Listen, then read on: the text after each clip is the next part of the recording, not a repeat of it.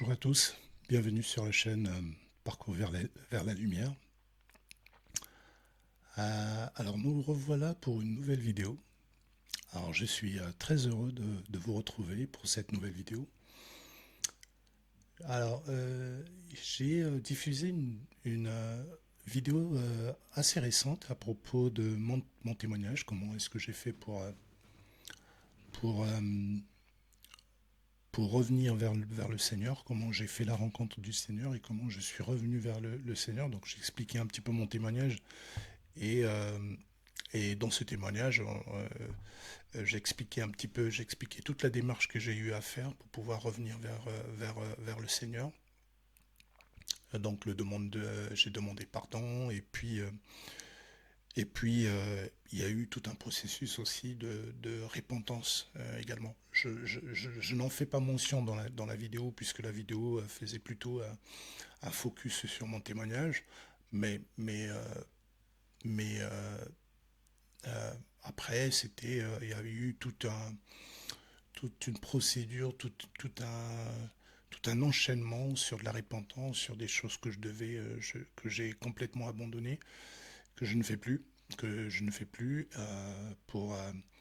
parce que dès lors qu'on donne sa vie au Seigneur, voilà, donc il y a des choses qu'on abandonne complètement. Enfin, à mon sens, hein, c'est ce que je pense. Il y a il y a des choses, oui, bien entendu, on vit dans ce monde, donc il y a des choses qu'on continue à faire qui sont liées plutôt à ce monde. Voilà, donc ce qui est plus important, c'est de continuer à marcher, de s'efforcer en tout cas de marcher par l'esprit. Donc marcher par l'esprit, c'est...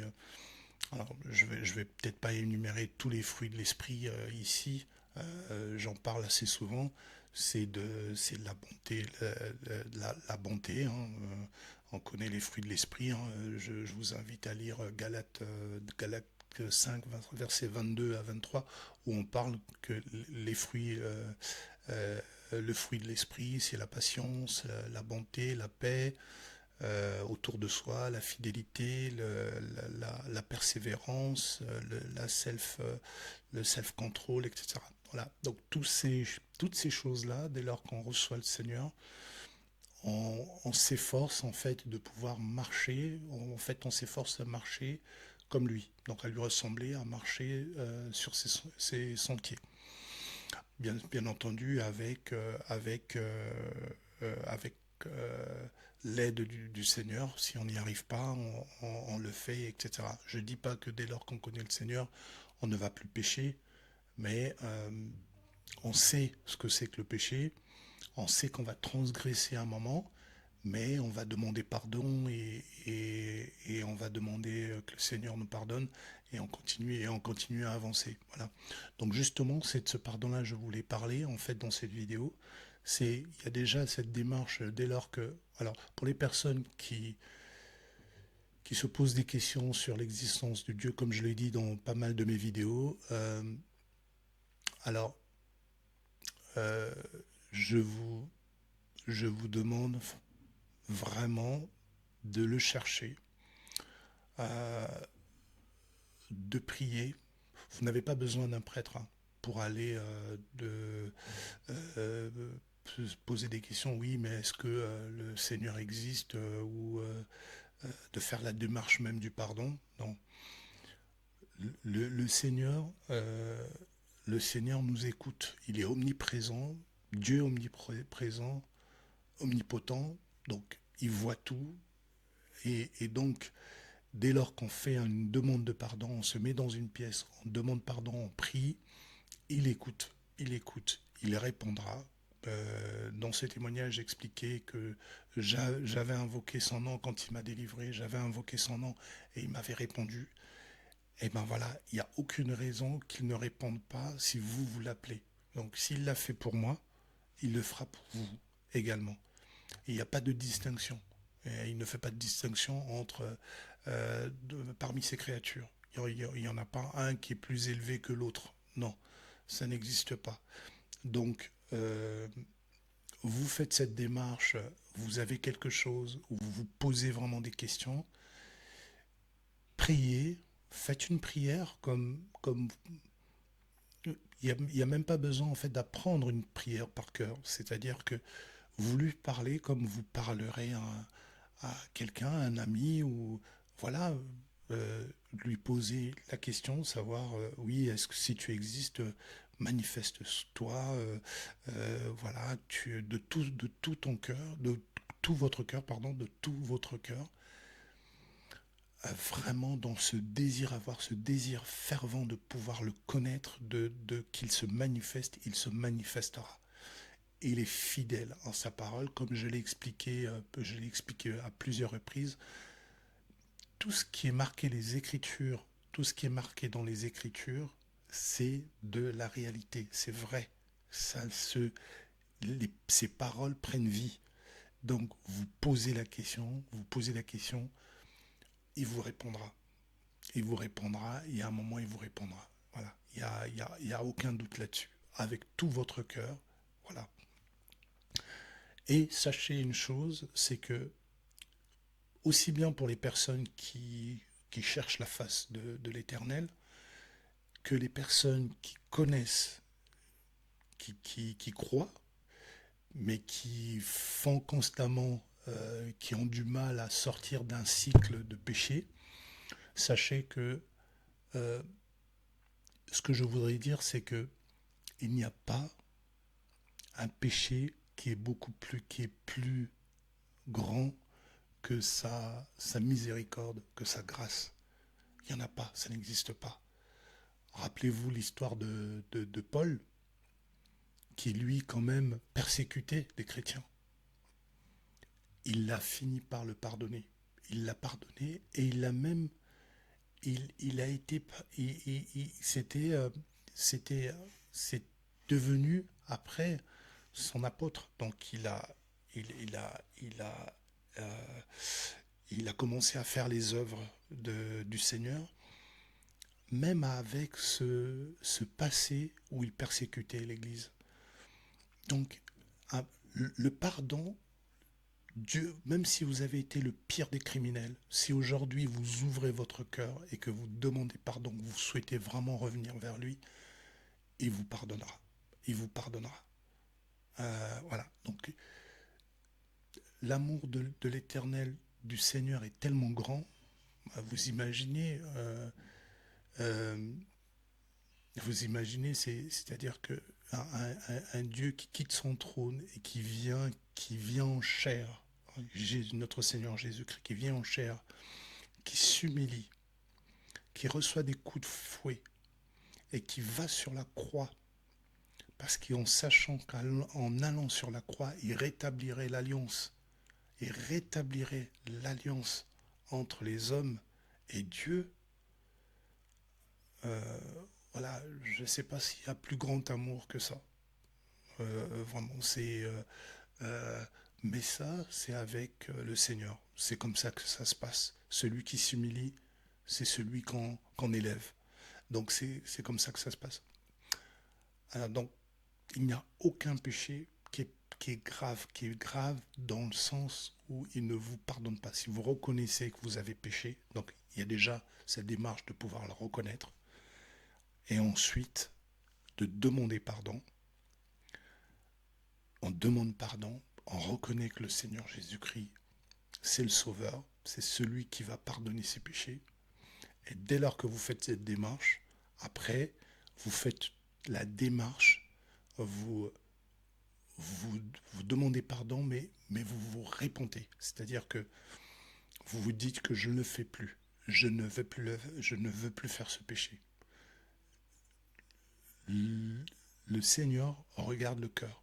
Regarde le cœur. Ça ne veut pas dire que vous allez, vous allez forcément ne plus pécher à ce moment-là. Non. Mais au moment où vous le dites, vous demandez pardon, au moment où vous faites cet acte de demander pardon et de demander, par exemple, au Seigneur de vous donner la force de ne plus commettre ce péché, là c'est différent, c'est pas la même chose. C'est-à-dire que là c'est le cœur, tout va venir du cœur. Par contre, si vous demandez pardon en sachant que le péché est quelque part dans votre tête, en sachant que vous allez quand même commettre le péché, ben, en fait, il n'y a rien qui va se passer, vraiment. Euh, Parce que Dieu regarde le cœur, il le sait. Il le sait. Il sait tout. Il sait tout. Donc il sait tout. Vous ne pouvez pas faire quelque chose, commettre un péché et vous cacher. Ce n'est pas possible. Vous voyez, Adam et Ève, quand ils ont commis ce péché de succomber à la tentation de manger le fruit euh, de la connaissance du bien et du mal, après, qu'est-ce qui s'est passé? Une fois qu'ils ont ouvert les yeux, ils voulaient se cacher. Ils voulaient se cacher, donc ils étaient nus. Donc la nudité est symbolique. Donc là, donc je souhaitais même faire euh, faire une petite vidéo là-dessus sur la compréhension vraiment de ce qui s'est passé entre Adam et Ève, parce que il y a beaucoup d'églises qui l'expliquent d'une certaine manière. Euh, donc il est important de pouvoir le comprendre. Je ne vais pas rentrer vraiment dans les détails, je pense que ça fera l'objet d'une autre vidéo. Mais typiquement la nudité représente en fait quelque chose qu'on souhaite cacher à Dieu, euh, qu'on souhaite cacher à Dieu. Sauf que Dieu voit le cœur, donc il voit tout de suite que il sait que vous avez péché. C'est pourquoi, d'où la nudité. Il découvre votre nudité. D'ailleurs, c'est pour ça qu'il y a des personnes, quand ils font des rêves, ils sont nus. Ils sont nus, pourquoi? Parce que des fois, quand dans ces rêves, la nudité va représenter quelque chose que vous essayez de cacher. Voilà, quelque chose que vous n'avez pas soumis à Dieu et que vous essayez de cacher. Voilà, donc voilà un petit peu. Bon, je ne veux pas rentrer vraiment dans les détails là-dessus sur l'interprétation des rêves, mais typiquement, ça va être ça. Ça va être ça. Pas toujours, ça va dépendre du contexte du rêve, bien entendu. Mais voilà, très souvent, la nudité représente ça de manière générale. Euh, Pareil pour David, j'ai sorti une vidéo sur le pardon où j'explique aussi, par exemple, que David avait commis un péché qui était quand même un péché assez grave, mais donc il avait demandé pardon, d'où quelques psaumes sur David euh, qui existent, demandé pardon, et il s'est repenti et Dieu l'a pardonné. Il y a eu des conséquences, mais Dieu l'a pardonné. On se souvient de cette histoire où il sera l'auteur de, du meurtre de Uri, qui était un de ses bras droits, pardon, dans son armée. Donc il va coucher avec sa femme et ensuite il va l'envoyer dans une guerre pour le faire mourir. Voilà, donc euh, il va quand même commettre ce péché. Donc un péché, il va commettre d'abord le péché d'adultère, ensuite il commettra un péché où il va tuer vraiment son compagnon, Uri. Mais le Seigneur va quand même le pardonner et il aura quand même la bénédiction qu'on connaît. Hein. On sait David, Salomon, etc. Donc tout ça pour dire que le péché, quel que soit votre péché, n'ayez pas de... Vous commettez un grand péché, même si vous n'y arrivez pas avec un péché, vous n'arrivez pas à vous en sortir avec un péché que vous continuez à commettre, mais vous savez que vous êtes quelqu'un qui croit, par exemple, en fait, ne vous laissez pas euh, euh, embarquer dans des idées négatives. Quelquefois, c'est le malin qui vous met les idées en tête en vous disant ah mais tu as commis un péché qui est grave, c'est pas sûr qu'il vous pardonne. Non, ça. Vous réprimandez ce type de pensée, et vous priez, vous demandez pardon. Je voulais lire en fait un verset, Romains 4, versets 7 à 8. Ils sont bénis ceux dont les fautes ont été pardonnées et dont les péchés ont été effacés. Il est béni l'homme au compte de qui le Seigneur ne porte pas le péché. Alors, ce qui est merveilleux en fait dans le pardon avec le Seigneur, c'est que non seulement qu'il vous pardonne le péché, mais il oublie, il efface. Donc, effacer, ça veut dire qu'on ne trouve pas de traces, on ne trouve plus de traces. Vous savez, puisqu'on dit que dans les derniers jours, il y aura un jugement et chacun aura en fait la récompense qui lui est due. Donc le jugement, c'est de rappeler ce que chacun de nous a fait, a commis, que ce soit des actes, de mauvais actes, que ce soit des actes de bienveillance ou autres.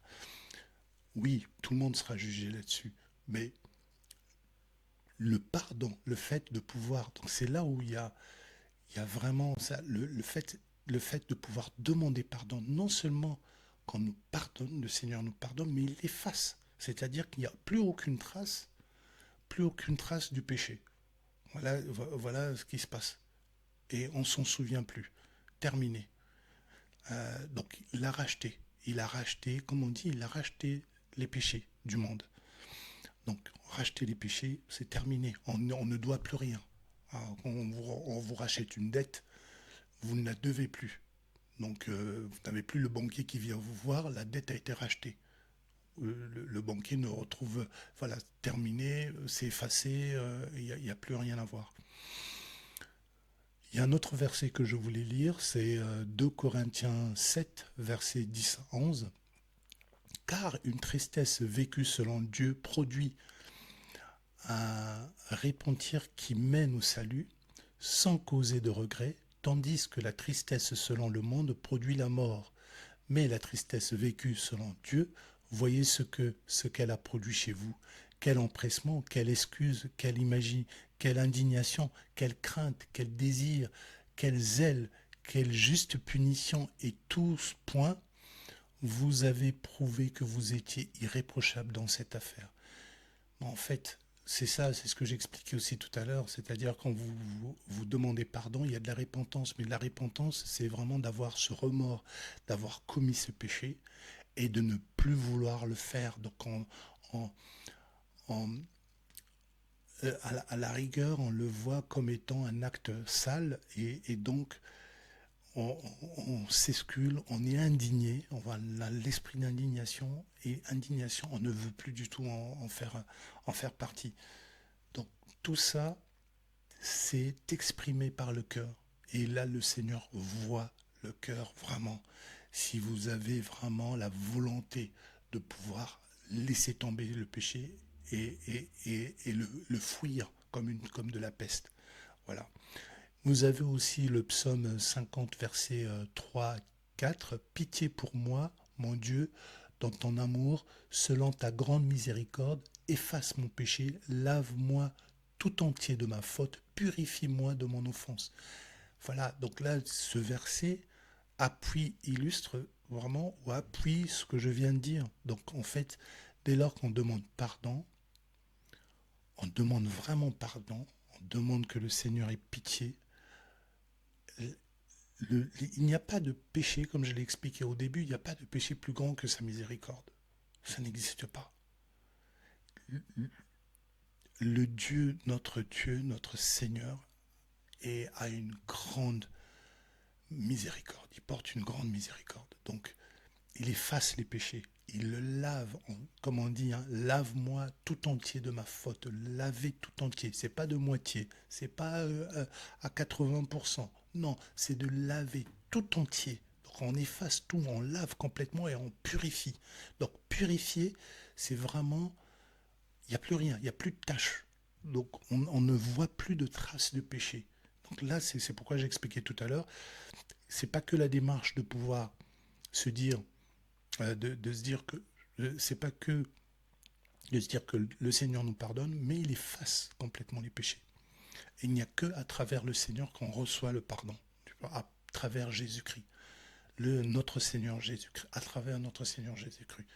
Il n'y a pas d'autres d'autres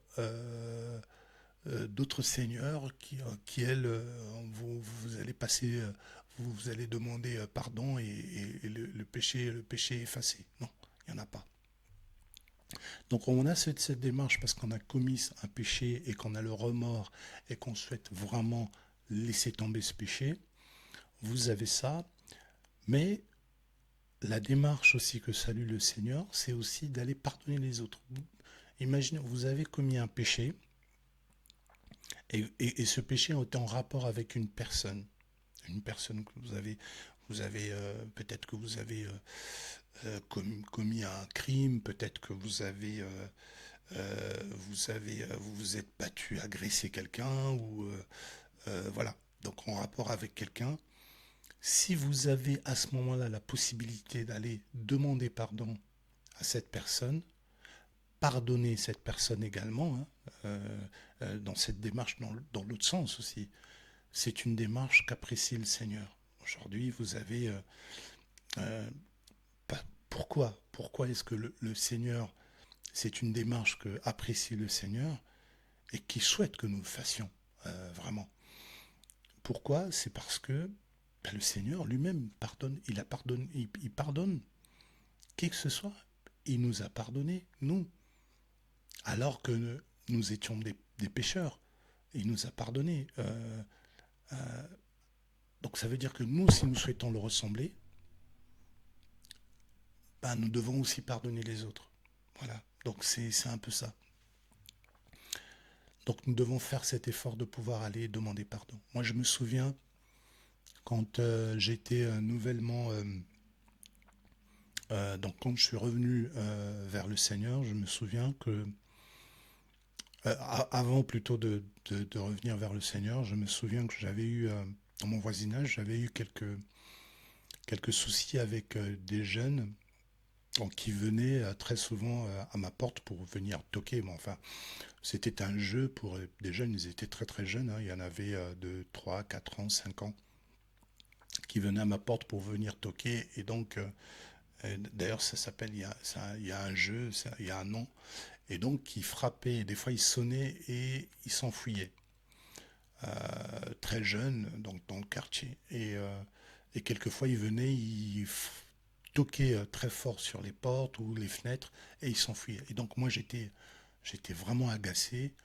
Ce que je faisais, je les coursais même, je les coursais, j'allais les suivre pour essayer de les attraper parce que j'étais vraiment agacé. Et une fois, donc les gamins reviennent vers chez moi, ils frappent vraiment à la fenêtre, et là je les course et je vais en attraper un. Donc je vais en attraper un.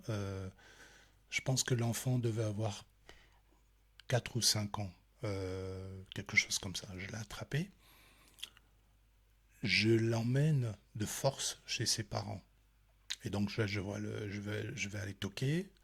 Je leur dis que votre enfant, vous ne surveillez pas votre enfant vient toquer chez moi, vous devez les éduquer, etc., etc. Donc voilà, donc j'étais quand même, je m'emportais, je me suis emporté, et donc c'était, c'était compliqué, donc voilà.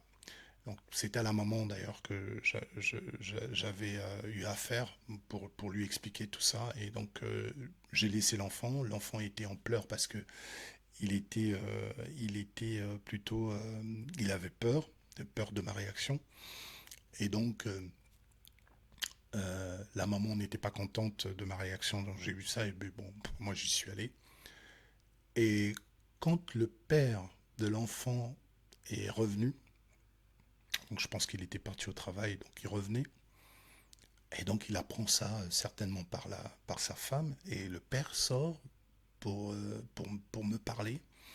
Et donc moi aussi je m'énerve, je hausse d'un ton, je vais le voir, je me rapproche de lui, et donc ça finit même à aller dans ça finit presque aller aux mains, donc on se poussait et tout, donc c'était très agressif, c'était très agressif comme réaction.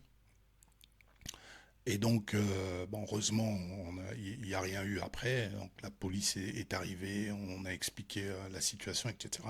Donc, moi, j'ai expliqué que les enfants n'ont pas à venir frapper chez moi. Et donc, voilà, donc j'étais bien remonté. Et quand je suis revenu vers le Seigneur, donc j'ai eu toute l'expérience que j'ai expliquée, j'ai témoigné. Donc, je commençais à revenir dans la voie du Seigneur. Et là, donc, j'ai regardé quelques vidéos où donc j'avais compris que le Seigneur voulait me parler pour dire que voilà, qu'il ne fallait pas faire du mal aux enfants, que c'était que le Seigneur tenait beaucoup aux enfants, qu'il fallait être vigilant là-dessus, etc., etc. Et donc là, je commençais à lire aussi un petit peu sur le pardon de pardonner les autres, etc. Et donc là, à ce moment-là, le Seigneur a mis quelque chose dans mon cœur, me rappeler, parce que j'étais dans la démarche de demander pardon un peu de tout ce que j'avais fait, etc. Et, euh, et le Seigneur m'a rappelé cet événement. Il m'a rappelé cet événement et, et je me suis dit, euh, ok, le Seigneur m'a pardonné, mais c'était un acte qui était important de faire. Et donc je me suis dit, il faut que j'aille voir la personne, ce voisin, pour aller m'excuser. Euh, donc à un moment, je pense qu'à un moment j'avais fini la prière et donc je me lève pour aller voir si le voisin était chez lui, pour aller le voir, pour demander pardon, m'excuser. Et donc je guette pour regarder si le voisin était là. Le voisin n'était pas là. Euh, et il n'était pas là, donc je me suis dit bon, il doit être chez lui, donc je vais aller le voir. Et donc là, à ce moment-là, je me suis dit, au fond de moi, voilà, j'avais, c'était un peu de la fierté, je dirais, que j'avais. Je me suis dit, bah, qu'est-ce que je fais? Est-ce que je dois y aller vraiment? Et donc là, j'ai commencé à prier. J'ai dit, Seigneur, donne-moi la force d'y aller parce que bon, c'est un voisin qui me connaît. Donc du coup, il ne sait pas que j'étais dans cette démarche de plutôt cette démarche de revenir vers le Seigneur, de prier, de devenir un chrétien, etc. Et donc, je me dis au fond de moi, je dois y aller, il faut que j'y aille et tout. Et donc j'y vais. Et en moi-même, je me disais, mais qu'est-ce que je suis en train de faire vraiment? Qu'est-ce que je suis en train de faire? J'ai dit, mais non, je dois y aller vraiment pour montrer au Seigneur que j'obéis, il faut que j'aille le faire. Et donc j'y vais, je vais voir le voisin, je vais, je toque à la porte, il n'y a personne qui répond. Je toque, il n'y a personne. Bon, au fond de moi, je me dis, bon, ben, le voisin, il n'est pas là, je m'en vais. Je m'en vais, je retourne. Et là, au fond de moi, je me dis, bah, comme il n'est pas là, bah, j'ai pas besoin de le faire. Donc, il n'est pas là. Bon, au moins, le Seigneur a vu que je voulais faire l'acte. Voilà, j'aurais pas besoin de le faire. Donc, je retourne chez moi en espérant que, voilà, que je fasse pas. Bon, je vais pas retourner le voir. Et là, je passe, en repassant par la fenêtre, bon, regarder quand même malgré tout là où il le voisin. Et là, et je vous assure que là, à ce moment-là, le voisin repasse. Et là, quand le voisin repasse, je me dis, ça, le Seigneur veut absolument que je le fasse. Donc là, dire oui, non, mais il faut que tu ailles le faire, tu vas le faire. Je dis, bon, bah, si je vois le voisin qui repasse, alors qu'à ce moment-là, pourquoi je regardais la fenêtre, je pense que le Seigneur m'avait poussé à regarder par la fenêtre de nouveau et regarder si le voisin était là. Et donc là, je me dis, bon, ben, j'y vais, bon, j'en termine, je vais le faire.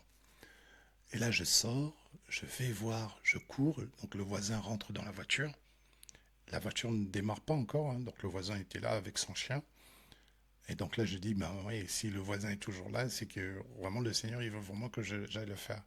Et donc là, j'y vais, je dis, j'appelle le voisin, je dis, hey, le voisin, je pense qu'à ce moment-là, il a dû se dire, mais qu'est-ce qui se passe, qu'est-ce qu'il vient me faire?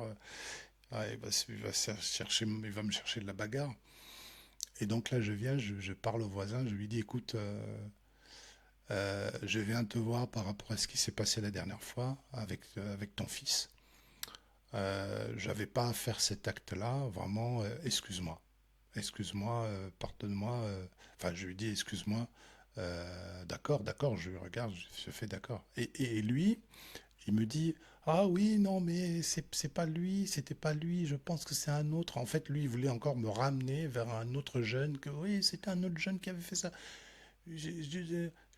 Et donc là, moi, je me dis, oh, bon, du coup, ça m'amène. Vous voyez, il y a toujours, le malin essaye toujours de, de faire en sorte que l'acte que vous essayez de bienveillance, de bonté que vous essayez de faire, d'essayer de l'annuler. En fait, je l'ai senti comme ça dans l'esprit et je lui ai dit, écoutez, non, non, non, non, c'est moi, je n'avais pas à prendre votre fils comme ça, je n'avais pas à le prendre aussi agressivement. Moi, je vous demande de m'excuser. C'est que des enfants, c'est que des enfants. Voilà. Donc, en fait, j'ai coupé court. J'ai dit, c'est que des enfants. Voilà. Donc, excusez-moi. Voilà. Ah, ok, ok, ok, pas de souci. Donc, voilà. Donc, une fois que j'ai fini, je suis retourné. Et donc, là, je dis, ah, je l'ai fait. Ça y est, j'ai demandé pardon à mon voisin. Et, euh, et là, depuis, bon, bah, le voisin se dit bonjour. Voilà. Donc, voilà. Donc, tout ça, c'est pour dire que, voilà, vous demandez pardon. S'il y a la possibilité d'aller demander pardon au voisin ou à la personne à qui vous avez commis un acte qui est, euh, qui est aussi malveillant, je pense que la démarche d'aller demander pardon, elle est importante, elle est nécessaire. Alors, on n'a pas forcément l'opportunité, l'occasion de le faire, parce que quelquefois, il est possible qu'on se retrouve dans un autre pays, on se retrouve dans un autre continent, on n'a peut-être plus les contacts. Le Seigneur comprend très bien, il le sait très bien, il y a pas de souci. Et même d'ailleurs, je dirais que le Seigneur comprend tout à fait aussi si on veut faire la démarche, mais on n'a vraiment pas la force de le faire. On n'a vraiment pas la force de le faire et on se dit que Seigneur, vraiment, donne-moi la force, l'énergie d'aller voir cette personne, de demander pardon. Voilà, vous demandez tout. Vous allez toujours avoir une circonstance qui va faire que vous allez vous retrouver en face de la personne, vous allez avoir une opportunité de le faire. Et donc faites-le. Faites-le, si vous avez l'occasion de le faire, faites-le. C'est toujours important de pouvoir aussi de pardonner les autres. Donc ça rejoint un peu, hein, comme les plus grands commandements, hein, d'aimer son Dieu de toutes ses forces, de toute son âme, de toutes ses forces, euh, et aussi d'aimer son voisin, puisqu'on nous demande de prier aussi pour les voisins. Donc vous ne pouvez pas prier pour quelqu'un si vous avez de la haine vis-à-vis de la personne ou que vous avez, vous gardez toujours encore cette petite tâche en vous que vous portez pour lequel vous avez encore, disons, des choses à vous reprocher. Voilà. Donc voilà. Donc je voulais passer ce message-là sur le pardon. Donc n'hésitez pas à faire cette démarche. Et une fois que vous demandez pardon, vous êtes purifié. Et là, je vous dis qu'il y a des choses qui vont commencer à s'ouvrir. Des portes qui vont commencer à s'ouvrir parce que vous aurez demandé pardon et parce que euh, le Seigneur appréciera ce moment-là. Et donc voilà. Donc c'est hyper important. Et là, on est vraiment aligné avec le Seigneur puisque l'amour de son prochain, l'amour, c'est le fondement même, hein, d'aujourd'hui. C'est même la raison pour laquelle le Seigneur est venu pour donner son corps en sacrifice. C'est vraiment pour pardonner. Et donc, si on veut ressembler au Seigneur, voilà, comme je l'ai dit tout à l'heure, c'est déjà de faire cette démarche-là, de, de pardonner les autres et de demander pardon pour les péchés que nous commettons. Donc ça, c'est une démarche hyper importante. C'est une démarche qui permet de renouer avec le Seigneur. Pour les personnes qui ne le connaissent pas, la première démarche à faire, c'est de demander si vraiment le Seigneur est là et existe, si le Seigneur peut répondre à ces prières. Et après, une fois qu'on a cette conscience-là, on est conscient que le Seigneur existe, on est conscient, on a cette conscience que le Seigneur nous écoute, et bien là, on fait la démarche du pardon. Voilà. Voilà, donc je voulais faire cette petite vidéo pour rappeler ce principe-là. Et voilà. Donc je vous souhaite une excellente journée, euh, que le Seigneur soit dans vos vies, qui vous apporte la lumière, que le Seigneur illumine vos sentiers, qui vous porte, qui vous protège. Voilà, et on se revoit dans une nouvelle vidéo. Shalom.